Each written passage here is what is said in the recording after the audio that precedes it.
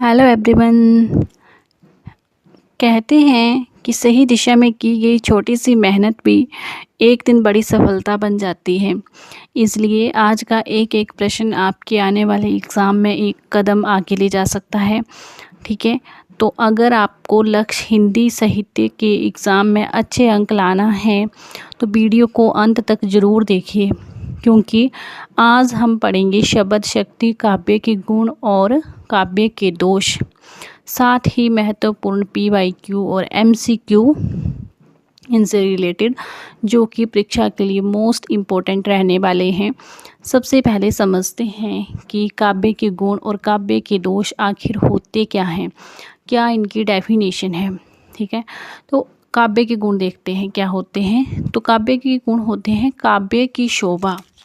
ठीक है, काव्य के गुण क्या होते हैं, गुण के बारे में पढ़ेंगे हम कि काव्य की शोभा, प्रभावशीलता और सौंदर्य को बढ़ाना ही जो है वो काव्य के गुण हैं, और पाठक के मन पर अच्छा प्रभाव डालना। ठीक है, जो पाठक पढ़ रहा है उसके जो मन पे है एक अच्छा इफ़ेक्ट पड़े। ठीक है, यही क्या है, काव्य का गुण है। ठीक है, और काव्य के गुण बढ़ाने वाले तत्व कौन कौन से होते हैं, तो वो होते हैं माधुर्य, ओज और प्रसाद। आगे हम इसकी भी डेफिनेशन पढ़ेंगे। ठीक है, काव्य की सौंदर्य। अब हम अवगुण के बारे में पढ़ेंगे कि दोष, काव्य के दोष क्या होते हैं, कैसे होते हैं। तो काव्य के सौंदर्य, प्रभाव और रसावादन में जो बाधा उत्पन्न करते हैं, जो काव्य के सौंदर्य पर जो है और काव्य के इफ़ेक्ट, काव्य पर जो है वो गलत इफ़ेक्ट डालते हैं, उसमें जो है वो गलत तो नहीं बट मतलब बाधा डालते हैं उसमें। ठीक है, तो उसको हम क्या बोलेंगे, काव्य के दोष बोलेंगे। ठीक है, जिससे जो है वो पाठक के मन पर अच्छा प्रभाव नहीं पड़ता है। ठीक है, उसको जो है वो चीज़ें वो एक्स्ट्रा लगती हैं कि वो चीज़ें नहीं होनी चाहिए, जो चीज़ें नहीं होनी चाहिए वो काव्य में अगर हों तो वो क्या है, काव्य का दोष। ठीक है, आप समझ गए होंगे इस चीज़ को। तो चलिए आइए स्टार्ट करते हैं आज का पहला प्रश्न। तो शब्द की जिस शक्ति से उसके मुख्य अर्थ का बोध होता है उसे क्या कहते हैं। साथ में हम डेफिनेशन भी देख लेंगे, आप लोग इसको ध्यान से देखना। ठीक है, शब्द की जिस शक्ति से, जिस पावर से उसके मुख्य अर्थ मतलब कि उसका जो मेन मीनिंग है उसका क्या हो रहा है, हमें नॉलेज हो रहा है, तो उसे हम क्या कहेंगे, उसे हम कहेंगे अभिधा। ठीक है, उसको हम बोलते हैं अभिधा, जिससे शब्द की शक्ति का मुख्य अर्थ का बोध होता है कि वो चीज़ है क्या, बोलने उसका अर्थ क्या हो रहा है। ठीक है, किस चीज़ का उस अर्थ का हमें नॉलेज हो रहा है, जो भी मेन शब्द है। ठीक है, तो उसको हम अभिधा बोलते हैं। नेक्स्ट है, शब्द की मुख्यतः कितनी शक्तियाँ मानी गई हैं।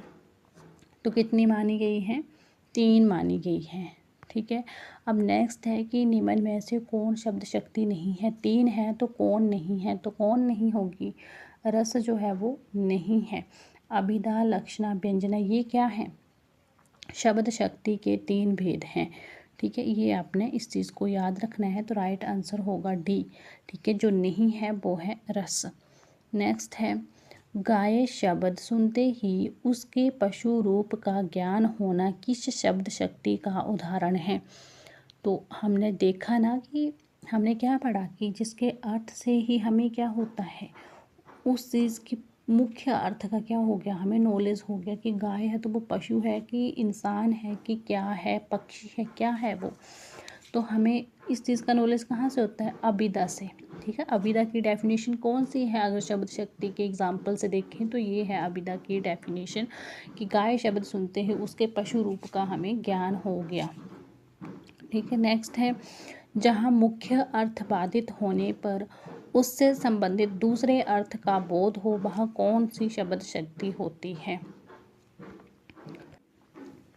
अब यहाँ पे क्या बोला गया है कि हमें जो है वो मेन मीनिंग से उस चीज़ का नॉलेज नहीं होगा, बट जो नेक्स्ट उससे जो दूसरा रिलेटिव अर्थ होगा, मीनिंग होगा, उससे हमें उस चीज़ का नॉलेज होगा।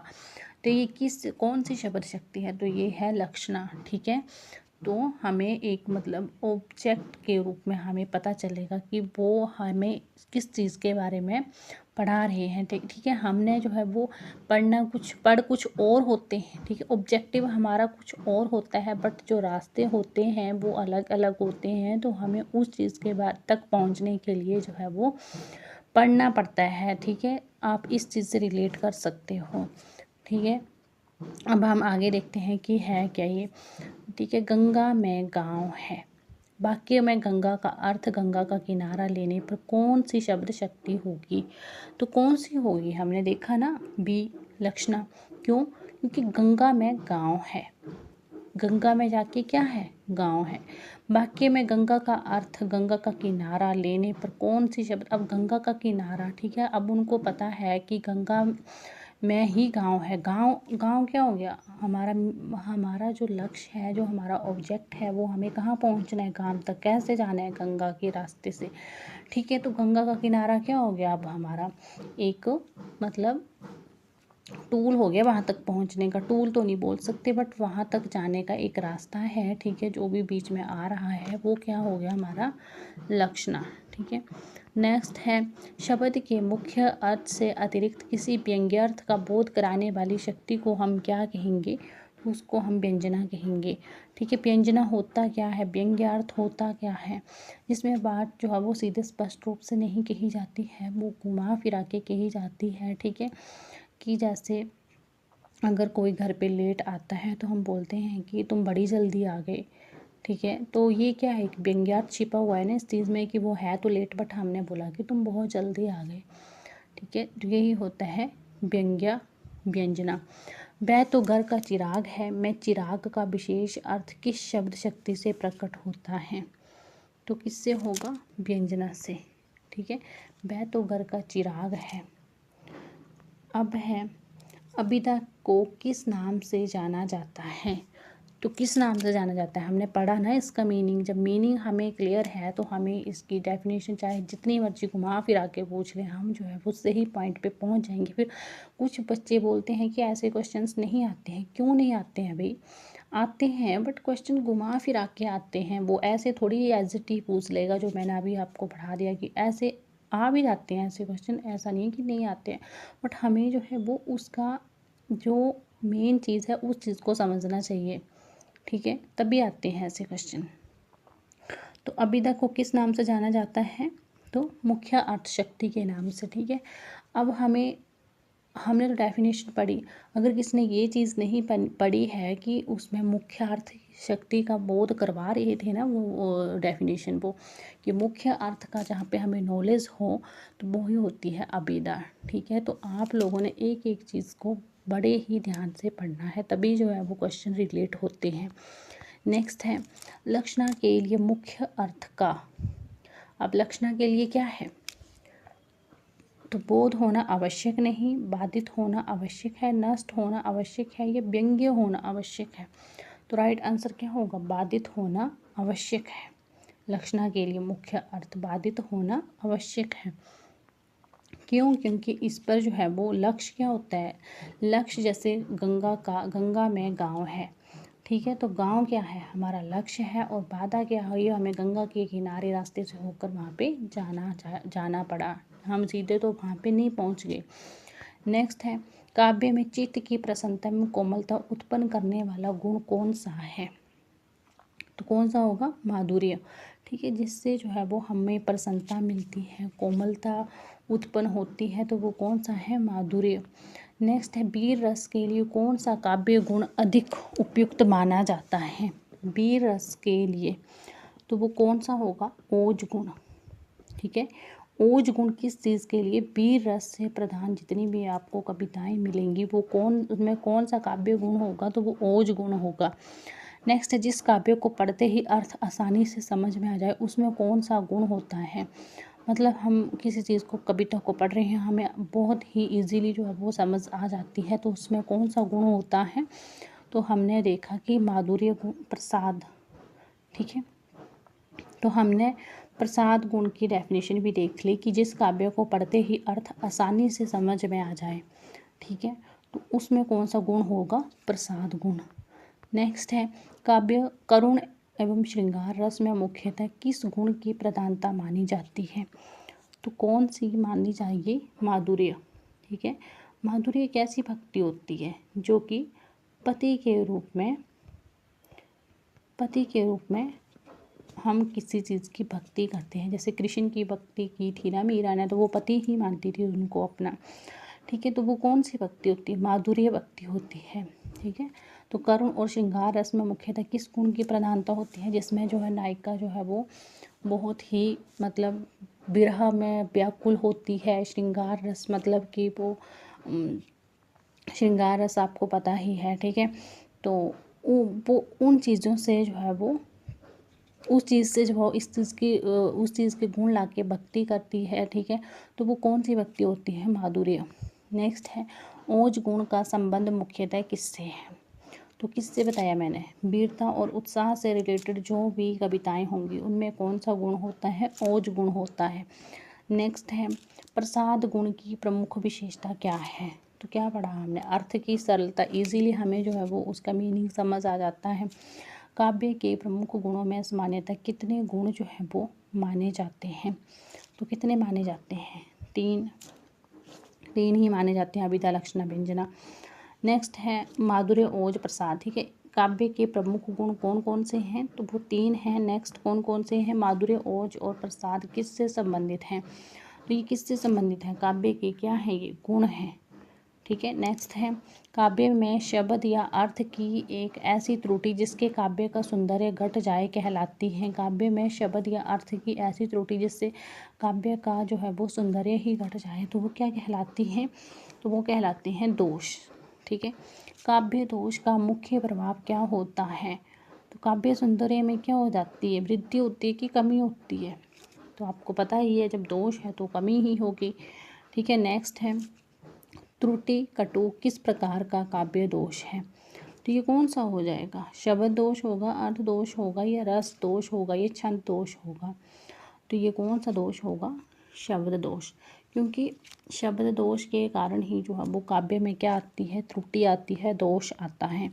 नेक्स्ट है काव्य में अनुचित या अशिष्ट शब्दों के प्रयोग से कौन सा दोष उत्पन्न होता है? तो कौन सा दोष उत्पन्न होता है? पुनरुक्ति या ग्राम्यत्व, यति या प्रसाद, कौन सा हो सकता है राइट आंसर? तो वो होगा ग्राम्यत्व। अनुचित या अशिष्ट शब्दों का अगर प्रयोग हो तो काव्य में दोष उत्पन्न होता है, तो वो कौन सा दोष उत्पन्न होता है? तो वो ग्राम्यत्व। नेक्स्ट है अनावश्यक रूप से एक ही शब्द या अर्थ की पुनरावृत्ति, जब बार बार एक ही शब्द की रेपिटेशन हो और वो भी क्या हो? अनावश्यक हो, जिस चीज़ का हमें यूज़ ही ना हो, तो वहाँ पे तो वो कौन सा दोष कहलाएगा? पुनरुक्ति। ठीक है, जिस काव्य में अर्थ समझने में अत्यधिक कठिनाई हो वहाँ कौन सा दोष होता है? अर्थ ही हमें समझ नहीं आ रहा है, तो वहाँ पे कौन सा दोष माना जाएगा? वहाँ पे माना जाएगा हमारा क्लिष्टत्व दोष जो है वो माना जाएगा। नेक्स्ट है न्यून पदत्व दोष का संबंध किससे है? किससे हो जाएगा? आवश्यक शब्द के अभाव से। न्यून पदत्व दोष भी होता है, मतलब जो शब्द होना चाहिए, जिस शब्द का यूज़ होना चाहिए वो है ही नहीं, उसका क्या है? अभाव है। ठीक है, वो शब्द है ही नहीं, तो वहाँ पे कौन सा दोष होगा? न्यून पदत्व दोष। ठीक है, नेक्स्ट है अधिक पदत्व दोष क्या होता है? तो क्या होगा वो? तो वो हमें अनावश्यक शब्द आ जाता है। ठीक है, हमें जो है वो ये तो हमें इस शब्द से ही इस चीज़ का नॉलेज हो रहा है, तो आप इजीली समझ पाओगे कि अनावश्यक शब्द आ जाता है, तो वह के कौन सा है? अधिक पदत्व दोष। नेक्स्ट है काव्य में अर्थ की असंगति से संबंधित दोष कौन सा है? काव्य में अर्थ की असंगति से कौन सा दोष होता है? वो कौन सा हो जाएगा? अर्थ दोष। ठीक है, अर्थ की असंगति होगी वहाँ पे, अर्थ की जो है वो अर्थ ही वहाँ पे अच्छा नहीं होगा। ठीक है, हमें उस चीज़ से रिलेट नहीं कर पाओगे, तो वहाँ पे अर्थ दोष होगा। नेक्स्ट है काव्य में जिस दोष से रस की निष्पत्ति में बाधा उत्पन्न होती है उसे क्या कहा जाता है? उसे क्या कहा जाएगा, उसे कहा जाएगा रस दोष। ठीक है। नेक्स्ट है, अर्थ की अस्पष्टता के कारण उत्पन्न होने वाला दोष कौन सा है? तो क्लिष्टतम होगा। ठीक है। प्रसाद गुण और ओज क्या है, ये तो जो है वो कविता के गुण ही हैं। जब अवगुण पूछा है, दोष पूछा है, तो वो आपको इजीली समझ आ जाएगा। नेक्स्ट, निम्न में से कौन सा काव्य का गुण नहीं है? कौन सा नहीं है? अब क्लिष्टतम, ये तो है ना, ओज, माधुर्य, प्रसाद। ठीक है। तो माधुर्य, ओज, प्रसाद ये भी आप समझ के होंगे। तो आज की वीडियो में हमने देखा कि काव्य के गुण क्या होते हैं, काव्य के दोष क्या होते हैं। ठीक है। और काव्य के गुण कौन कौन से हैं, काव्य के दोष क्या क्या हैं। तो हमने आज की वीडियो में ये सब कुछ देख लिया है। अगर फिर भी आपको किसी चीज़ में जो है वो कन्फ्यूज़न रहता है तो आप कमेंट बॉक्स में बता दिया करो, मैं उस चीज़ को भी आपको बता दिया करूँगी। ठीक है। तो ठीक है एवरीवन, बाय बाय।